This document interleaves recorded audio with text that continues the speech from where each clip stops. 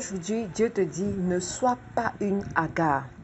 Alors, je vais te raconter l'histoire de Agar différemment pour que tu comprennes cette révélation divine. C'est une histoire de la Bible avec Abraham et sa femme Sarah qui avaient besoin d'avoir un enfant.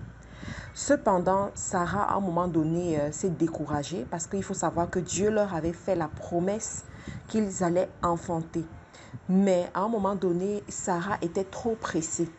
Donc, elle a fait appel à son esclave Agar, qui est une Égyptienne, donc, venant d'un lieu différent de le leur. Et elle a demandé à Agar d'aller avec son mari et d'avoir un enfant. Ce qui s'est passé. Cependant, lorsque Agar se rend compte qu'elle est enceinte, la Bible nous dit que Agar commence à mépriser sa maîtresse. Agar commence à mépriser Sarah. Et c'est là où tous les problèmes commencent.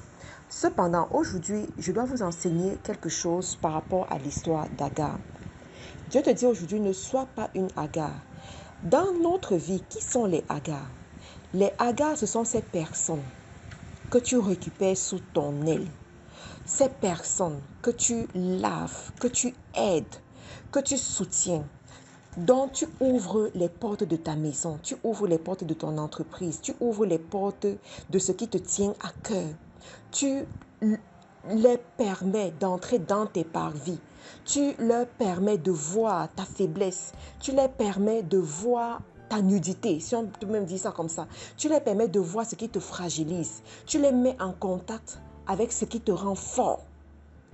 Cependant, et pendant que tu es en train de faire tout ça, ce sont des personnes qui sont très humbles. Ce sont des personnes qui sont vraiment, qui ont l'air d'être dignes de confiance.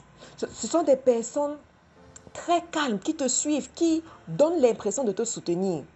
Mais quand tu as fini d'ouvrir les portes, quand tu as fini de les mettre en haut, quand tu as fini de te livrer à eux, ce sont des personnes qui te trahissent. Ce sont des personnes qui te regardent d'en haut. Ce sont des personnes qui te méprisent. Ce sont des personnes qui veulent maintenant être tes rivales. Agar a décidé d'être la rivale de sa maîtresse Sarah.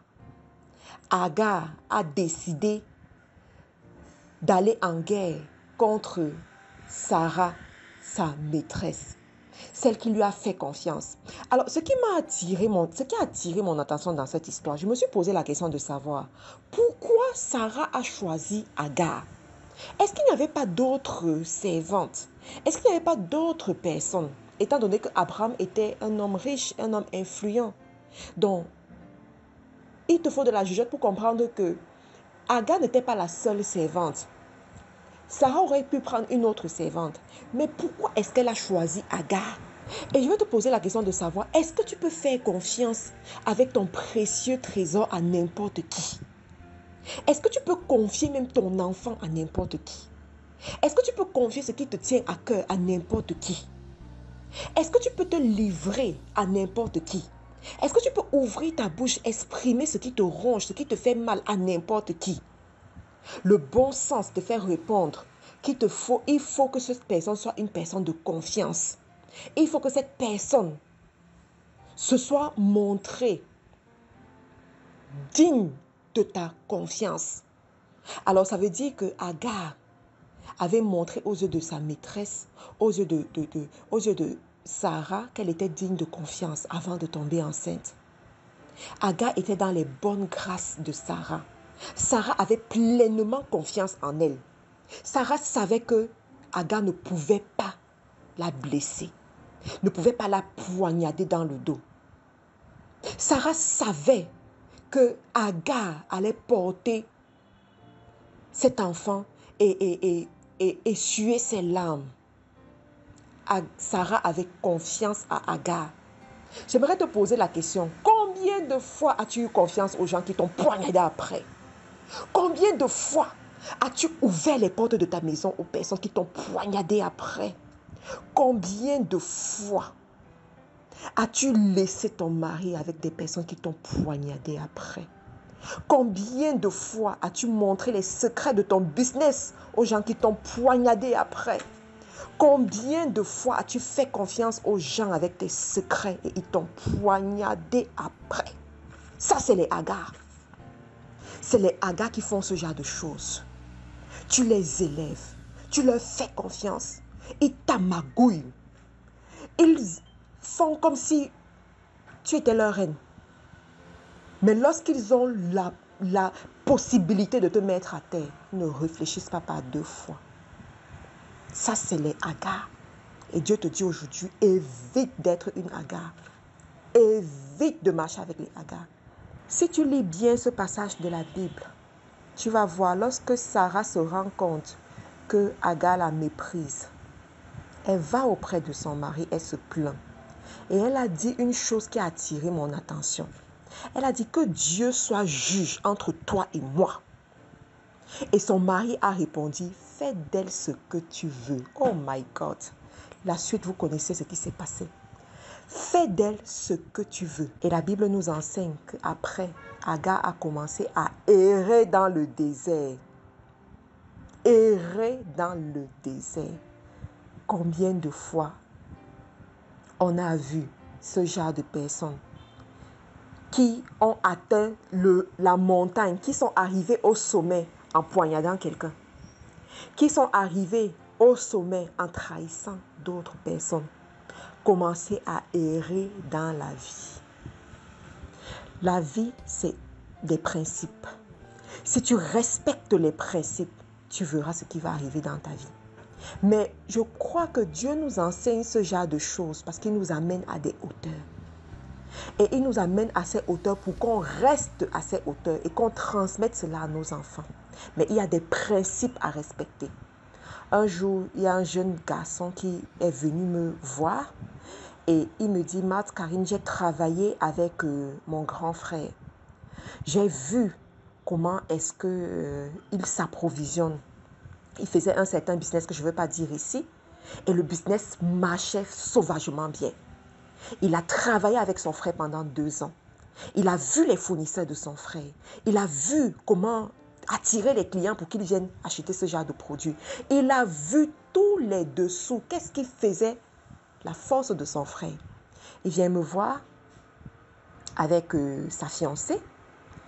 Et il me dit, Marthe Karine, je veux faire le même business que mon frère. J'ai pris la décision de me séparer de lui et d'aller faire mon même business. Je lui ai dit, pourquoi tu veux absolument faire ce business? Il dit, parce que ça marche bien. Je lui ai dit, et ta relation avec ton frère, elle ne va pas souffrir de quelque chose? Il me dit, Marthe Karine, le monde est grand de possibilités, les clients se trouvent partout. Ça ne me dérange pas. Je lui ai dit, on se revoit dans 2 ans. Mais en ce qui me concerne, je te déconseille de faire ce genre de choses. Parce que ton frère va prendre ça pour une trahison. Si ton frère ne t'avait pas ouvert les portes pour que tu vois ce genre de business, s'il ne t'avait pas ouvert les portes pour que tu vois comment il travaille, comment il cherche ses fournisseurs, comment il entretient ses fournisseurs, comment il négocie les prix, quel est le type de produit qui marche bien sur tel ou tel autre marché, comment attirer les clients, comment gérer ces clients-là, tu ne saurais pas ce que tu es en train de connaître aujourd'hui. Et tu n'allais même pas avoir le courage de faire ce que tu es en train de faire. Il y a aussi 10 000 autres business que tu peux faire. Va faire ce business-là et Dieu te bénit. Pourquoi tu es obligé de faire la même chose que ton frère qui t'a ouvert les portes? Il m'a dit, Marthe Karine, j'ai pris ma décision, c'est ça que je vais faire. Quelques années plus tard, on ne le voit même plus. Mais ce qui m'a interpellée dans cette histoire aussi, c'était sa fiancée qui était à côté et qui le soutenait. Mes chers amis, sachez choisir ceux qui sont auprès de vous. La Bible te dit, la femme sage bâtit sa maison. Lorsque vous vous rendez compte que votre mari, votre frère, ces personnes que Dieu a placées auprès de vous sont en train de délirer, parce que ça c'est du délire, ayez souvent le courage de leur dire ce que tu es en train de faire n'est pas bien. Je me retire. Tu n'y vas pas avec moi. Mais ce jour, cette fille l'encourageait. Il disait que, nous aussi on veut être riche. Nous aussi on veut... Non, ne cherche pas l'argent jusqu'à détruire tes relations. Ne cherche pas la grandeur jusqu'à détruire tes relations. C'est ce qui s'est passé avec Agar et Sarah. Agar voulait aussi qu'on la considère. Agar voulait aussi qu'on l'appelle la femme d'Abraham. Agar voulait aussi qu'on dise que c'est la raison pour laquelle elle a fait ça et elle a erré. Et vous voyez l'histoire de la progéniture d'Agar aujourd'hui, jusqu'aujourd'hui, combien de décennies après, combien de siècles même après, jusqu'aujourd'hui, cette décennie, cette progéniture continue à avoir les problèmes. Continue à avoir des problèmes. Donc, je veux attirer votre attention aujourd'hui. Si tu veux réussir avec Dieu, s'il te plaît, sois teachable. Sois une personne à qui on peut enseigner. Il faut savoir, et Dieu va toujours tester. Si tu veux prospérer, si tu veux aller au sommet, Dieu va te tester avec la situation de Sarah. Ça veut dire qu'il va mettre une Agar à côté de toi. Donc, il va aussi te tester avec cette situation de Agar. Il va te mettre une Sarah devant toi et il va voir comment tu te comportes avec cette Sarah. Et je prie pour toi que tu saches faire les bons choix, que tu sois sage, ne te laisse pas distraire par ce qui brille aujourd'hui et qui va t'amener dans le trou. Ne te laisse pas distraire par par les vaines gloires, tout simplement. Ne te laisse pas distraire par les vaines gloires. Et il faut savoir que dans l'histoire d'Agar, Dieu a parlé à Agar. Donc, ça veut dire que Agar s'est entêtée. Dieu, l'ange de l'Éternel lui a dit, va te soumettre à ta patronne, va te soumettre à Sarah. Va te soumettre à Sarah. Donc, voilà ce que j'avais à vous transmettre aujourd'hui. Que Dieu vous bénisse. Vous pouvez nous retrouver sur les réseaux sociaux en recherchant Faiseur d'Espoir International, FDE, sur Facebook, Instagram et YouTube.